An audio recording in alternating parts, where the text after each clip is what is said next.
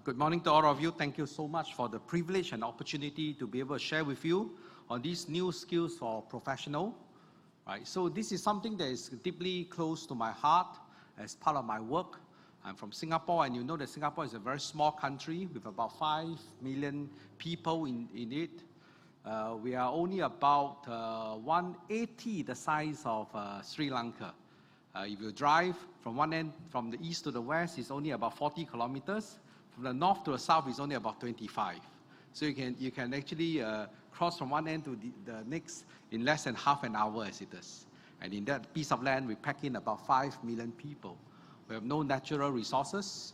We don't even have our own water as it is. Our water all comes from heavens as it is through the rainfall. And we purchase our water through 2 collective agreements from Malaysia, one expiring in 2050, the other one expiring about 2063 as it is. And thereafter, we are on our own. So as a country of about 5 million people, we are constantly asking ourselves the important question, how do we reinvent ourselves? How do we ensure that the trade routes will always route through this small little country called Singapore? And so we have set our mind to look at what does the future look like? And so that is the job that I was given at the university level, to stare down at the corridor of time and ask, what are the new skills that our professionals need? And as an accountant, this is what I do. This morning, I'm going to share with you the new professional world. I'm going to give you some heart attack. The PowerPoint is on your course pack as it is. You can take it. I'm going to look at the importance of the digital technology, looking at resource constraints or limitations and aspirations. And I want to pose before us a challenge, the implications for universities, for decision makers, for governments, and for institutions as it is. This is the industrial development of society. We are well known that we are into the 4th industrial revolution.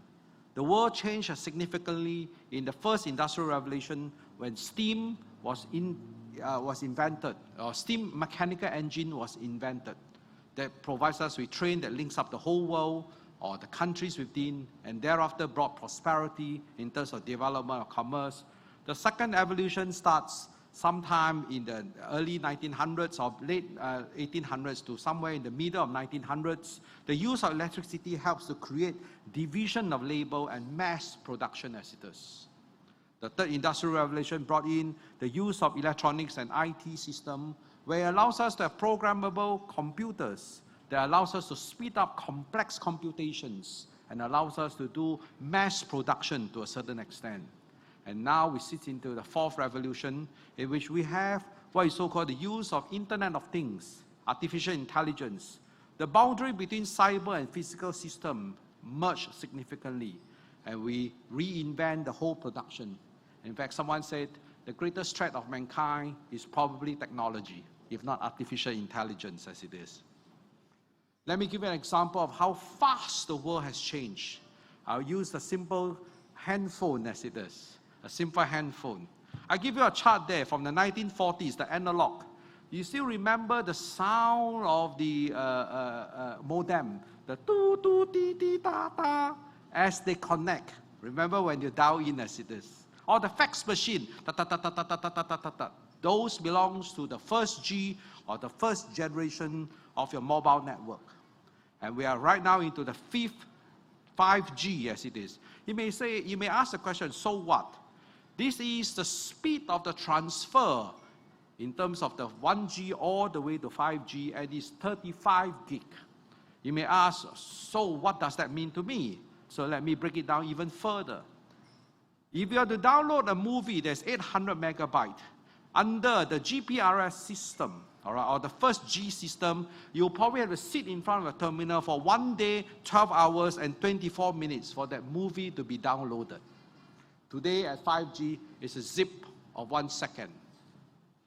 And you can understand with that technology, we can create a synchronicity between wireless cars, between instantaneous real-time development. That means the moment you press the button in terms of funds transfer, the money gets deposited almost in your bank immediately as it is. As compared to the good old days where it takes you 14 weeks to clear a bank draft. Or today, it takes you 2 days to be able to cash a check as it is. the world has changed and will change and will continue to change in a very fast manner. This is my depiction of the professionals in terms of the high knowledge and the high skills. And I'd like to suggest that this is one simple way to say that the universities has always propounded rigorous training in terms of the mind. And then we have what is so-called apprenticeship, where it's the training of the skills through apprenticeship as it is. Right? Somehow we sit in this zone of the professionals through the universities, the professional through the apprenticeship, and of course every industry wants to have highly knowledgeable and skillful professionals. How do we reach that stage? What about the introduction of digital technologies into this entire equation? Where does digital technology sit in this instance? And ladies and gentlemen, let me add on the digital technology as a new dimension to this paradigm of knowledge and skill. And this is how we divide the world into a low-tech and a high-tech, vis-a-vis knowledge and skills. We traditionally work in the zone of A, B, C, D, university distinguishing ourselves and jobs or skills of labor distinguishing themselves between A, B, C, D. But now if we create the new depth in terms of technology, we create a new frontier in which E, F, G, H exists. Now here lies our critical thought pattern. What if the jobs in A, B, C, D becomes obsolete? What if those universities that only continue to exist in A, B, C, D becomes obsolete? And now you hope you understand why we, the Singaporeans, are very, very concerned. As if we are not clear in our thought patterns, we will be left behind. And we will be living in a society, in a world in which jobs, advancements, are not within our reach as it is. So this is a simple characterization concerning the types of universities or types of profession. It could be a highly skilled professionals, highly knowledgeable professionals, but when you enter the IT space, which the technology sits at a high level, you have a high-tech skillful professionals, you have high-tech knowledgeable professionals, you have high-tech skillful and knowledgeable professionals. The World Economic Forum in 2016-2018 produced two very important reports. The two very important reports are called the future of jobs. Right? So let me extract some of the thought patterns behind the WEF 2018 report. And it says the major disruption to the world is new technologies.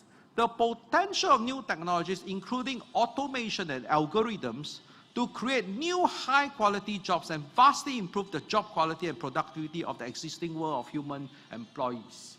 You see, we must not be fearful. The new technology will replace jobs. But the good news is this, the new technology will also create many new jobs that we have never seen or been this way before. Right? For example, we have never had chief information officer. We have never had chief data officer 10, 15 years ago. But today, this is a highly sought after jobs. So in that sense, that if we are to place our mind in this new world that we live in, we need to deal with this new world, not with a fear of this new world, but with an enlightened thinking that there are new opportunities, but we need to seize these new opportunities. In that report, it also says some of the drivers of change will include the ubiquitous or the common high-speed mobile internet. In today's world, hardly any one of us can live without a mobile internet as it is, right? So I sat in a small work group in Singapore called the future human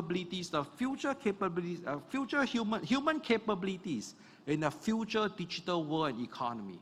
So this small task force was to look at the world in our development and ask the fundamental question, how can we ensure that the ordinary Singaporeans will have a livelihood as the world moves into a digital world? We do not want to leave behind the grandfather or the grandmothers. We do not want to leave behind basically the elderly or those with intellectual disability as the digital world progresses. We need to ask, where is the baseline model in which to allow every individual and citizens to have what is so-called the wholeness of life, the fullness of life as it is. What do we need to do to bring us there? The other drivers of change will be artificial intelligence, widespread adoption of big data analytics, the cloud technology, and I'll elaborate on some of this, and then the accelerated technological adoption as it is. So here are some additional trends. Whether we like it or not, there will be a trend towards robotization. The deployment of robots, the deployment of artificial intelligence will be with us. There will be changing geography of production, distribution, and value chain. Gone will be the time, I think, where people will be expected to come to work every day as it is. You think about the madness of work as, all right? So in Singapore, I work with my staff. My staff works 1 day a week, or 1 day a month from home. They don't have to come to work 1 day a month. They work from home. You can imagine the productivity based on the traffic that we have. You travel 1.5 hours to work, you work 8 hours, you travel another 1.5 hours back home, and you're stuck in the traffic. That means 3 out of the 11 hours you work daily is stuck in the traffic as it is, commuting between home and your work. What if I were to suggest to the workers, you stay at home and work? In the 3 hours that you save, all I need you to do is give me back 1 hour worth of productivity. I'm not asking to work 1 hour more. I need you to give me back 1 hour of productivity. Therefore, instead of having 8 hours of work every day from my staff, I will have 9 quality hours. You see, these are no-brainers. But the technology must allow us, or the creation of trust must allow us to move into a new genre of doing work as it is, particularly in a highly connected world. There will also be changing employment types, the use of contractors, remote staffing, and decentralization. These are totally different topics altogether, and its impact will be tremendous as it is. There will be new human-machine frontier within existing work. The world that I grew up with, we have a bus that we take to work as it is. There is a conductor, there's a bus driver. Today, the bus in Singapore only have one driver. We call that OMO, one-man operations bus. But there will come a point in time where there will be no drivers. Right? What happened to the displaced conductors? What happens to the displaced drivers? But herein also lies the good news. We will create new jobs for them. We'll ensure that they no longer drive the bus, but they have something that will be fulfilling for them to work at. This is the interface between human and machines that will further develop. The obsolete jobs replaced by new and emerging jobs. There will be emerging new demands, in-demand roles. And later on, I'll show you what are some of the new roles that is happening. The growing skills, instability, and herein lies our greatest nightmare. The greatest nightmare lies in the fact that one segment of the population will be left behind. And these are the people that are without the necessary skill to find a livelihood as it is. And if this segment of population grows in number, inevitably, it will create instability in your society. Because a hungry man is an angry man as it is. A hungry man, a man that has no hope, will do anything in order to make a living for that matter. There's a need, a very drastic need for reskilling. And this is something I will always say that I'm grateful for to my country as it is. The government has decided that we will set aside about $2 to $3 billion to do reskilling of the entire population. And the thought pattern lies in this.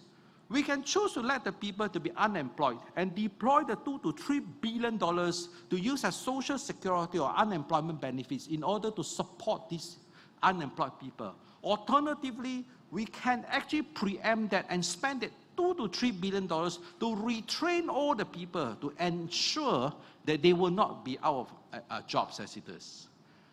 As an economist and a socialist, we need to understand that when a person at the age of 40s and 50s, when he becomes unemployed, the trickle-down effect is tremendous because it not only affects him, but it affects his family and his children. The social implication of unemployment for people in the middle age is tremendous, and the cost is vast as it is. And we need to work very hard to ensure that that does not happen in any sense, or ever have a probability to happen. These are the anticipating disruptions in the accounting and finance, so I pick up some of them. The stable side, and of the last part of the left-hand side, educators, we are safe. All right? There will always be jobs for educators because we cannot be cloned because to a certain extent, we are the unique creative agent in the world. But on the right-hand side, this is where, or on your right-hand side, this is where you have your nightmare. The jobs that will be obsolete will be data entry clerk, accounting, bookkeeping, and payroll clerks. The World Economic Forum says that accountants and auditors have 95% to be replaced. All right, ladies and gentlemen, if all of us belong to that category of accountants, in 10, 15 years' time, there are only 5% of you around, for that matter. Right.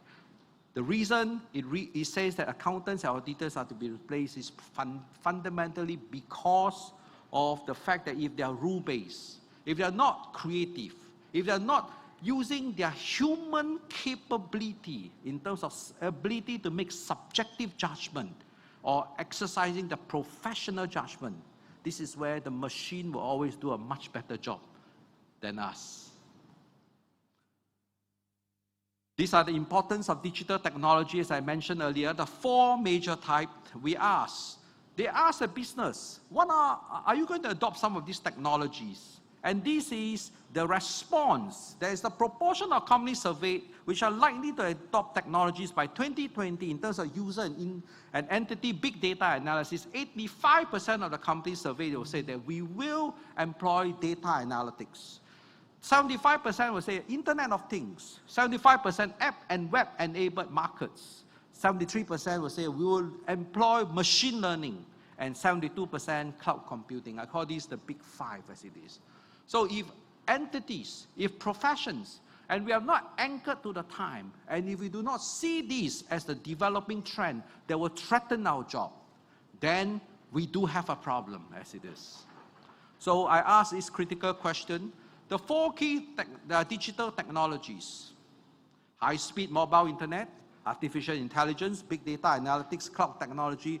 What do we need to know about these digital technologies? We need to instill the knowledge of some of the workings of these as soon as possible, so that we have a common vocabulary, so that we understand, without having a fear of this new technology, what in the world they are. How can we include digital technologies in the syllabus or syllabi, training of professionals? I'm very pleased that a few years ago, when we reviewed the CMA curriculum, one of the important things that we have included as a topic under the skill dimension is information technology. Today, you cannot, as an accountant, live without information technology. We ask the third question: does our faculty, does the university or the trainers have the ability to teach these digital technologies today? I'm sad to say that I have to go back to school. 2 years ago, I started to relearn how to do Visual Basic as a programming. Last year, I picked up how to do Python programming. I show a little bit of my Python programming as it is. I'm going to start learning how to do R programming next year. And the simple reason why I wanted to venture into some of these new technologies, one, because I needed them in my work, right? Particularly when I want to explore what is the new frontier. And of course, my incentive has always been, if the teachers move, hopefully the students will follow, as it is. If the teachers move, the student will follow. The fourth question we ask: how do we work with the current industry professionals to better equip our would-be professionals with these digital technologies? We must have a strategy to move the masses forward as it is, particularly the professionals. It cannot be left to the laissez-faire, or it cannot be left to ad hoc kind of approach. There must be a concerted planned actions to move this forward. So this is a simple example I wanted to give you, all right? And in the interest of time, let me just give you the gist of it. Let me assume that I create a financial instrument that has a 100-day life. Every day, the value of the instruments will change based on certain events that's happening. And here, as a finance professional, you are given this tremendous responsibility: price this product. Price this product. And if you look at this setup of this financial instrument, you realize it don't have a closed form equation solution. That means, to the best of my ability, I have not been able to draft an equation that allows me to price it. In the event that I can't price it like a Black-Scholes option pricing model, the next best thing I can do is to run a simulations. Right? That means I would like to look at, given the possibility of all these events happening, what would be the value of these instruments? If you look carefully, because it's 100 days with every day having two things that's happening. One of the two things happen, that means there's a binary choice every single day. And the value is dependent on what happens yesterday as it is, right?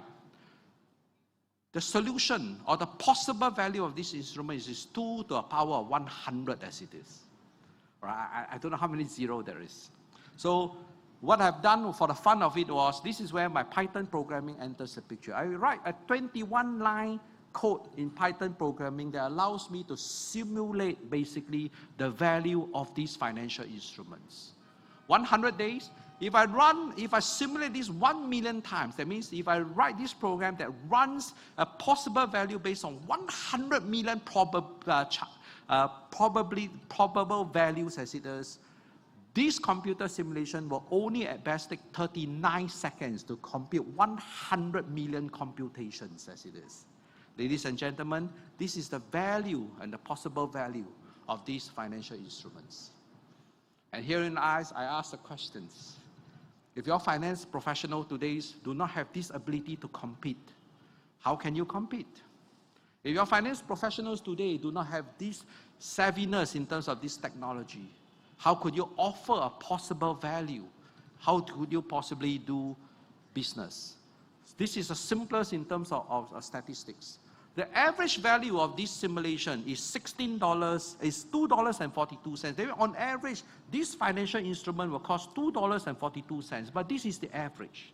And if you sell these instruments at 100% profit for $5, you still have a problem, because there's a 0.03% chance that this value is $20 and above. And if that happens, you're out of pocket 300%, ladies and gentlemen. And if you trade this instrument for $5 million, you're going to lose $15 million, even though you make 100% profit on average. Because your finance professionals must be able to use technology and your professional judgment and knowledge to make the necessary interpretation. Ladies and gentlemen, this is where I have tremendous faith that accountants and auditors, we will never be extinct if we exist at that professional level, because the world needs us due to our creativity and our ability to think out of the box. So let me quickly finish by suggesting this. At the National University of, at the Singapore Institute of Technology, when we train our students, we were very concerned. As a 5-year-old startup university, right? They moved me from the National University of Singapore to Singapore Institute of Technology primarily to start up this branch of work. We would have no ability to compete with a 100-year-old university unless we do things differently. So together with my colleagues, this is what we try to do, to reinvent the accounting profession. We introduce the necessary technologies and software into our curriculum. We introduce data analytics, business simulations, the various programs which we think our students need when they hit the real working world as it is.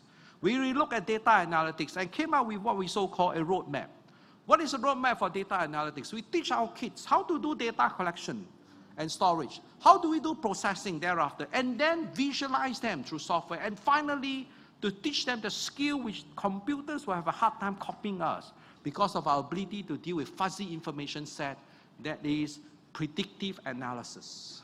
We like to believe under those circumstances, we will be half a step or one step ahead of the technology, or one step ahead of the development in terms of this profession. The reality too, these are the last 2 slides, there are resource limitations and aspirations. As entity, there are financial resource constraints because you need to spend your money. There's manpower resource constraints because you need to retrain your people. And skillful people are very, very difficult to find. You need also to create what is so-called incentive-compatible mechanism. That means the people who are highly skilled, you need to reward them. And I mentioned this previously. We need to understand as developing countries, much like Singapore and Sri Lanka, if we do not incentivize the best of our young people or the best of our people and professionals as it is, they will flow to other countries. The rest of the world will snap up our young people, our professionals, because they are good as it is. We need to create incentive compatible mechanism to retain them. There will be political constraints and limitations. There needs to be a will to prioritize. And there will be tremendous opportunities if we take this not as a fear or a threat, but as an opportunity for us to further develop and grow. And we need to encourage innovations and try new things. And my last slide to all of us is this thought pattern. Implications for decision makers at universities today. I think the institutions, universities, and decision makers, we need to take a clear and firm leadership. We have to make a decision. Is this the future that we are seeing? Right? If this is not the future, we need to search for the future. If this is the future that we are seeing, we need to incorporate what we see about the future into today's discipline program to make us go forward as it is. No point talking about them. We need to find the hard work, the clear and firm leadership to move forward. I'd like to suggest to dealing with morale and transition. I led the universities that has young and old people. And I saw the pain as we move from a teaching university to a research university, from a research university to a digital university. I see the pain of my professors. Some felt that they're being left behind. We need to deal with the morale. We need to deal with our staff. They find it difficult to retool themselves as leaders. There needs to be training and investment in digital transformation, right? You need to have a roadmap to tell you where you want to go. Appropriate incentives to acquire new skills. There must be clear strategy and good implementation. And I have to say, oftentimes, good intention fails. Good vision fails because it is poorly implemented on the ground as it is. The people who implement it doesn't know what to do at the end of the day. And finally, there's also a need of setting clear priorities, a roadmap for digital transformation. It will take more than a day or a week for us to work on this. And for us in Singapore, it will take us months and years to work on this. And we need to begin the journey. And this is the question I want to pose to all of us as we finish. Where do you want to go? Where is your vision and your mission? Where is a realistic appreciation to where you are right now? What is the strategy that you need to embark? What are your operational plans? How do you execute those operational plans? And ultimately, where are your milestones and your KPIs? Ladies and gentlemen, thank you very much for your time with me. Thank you.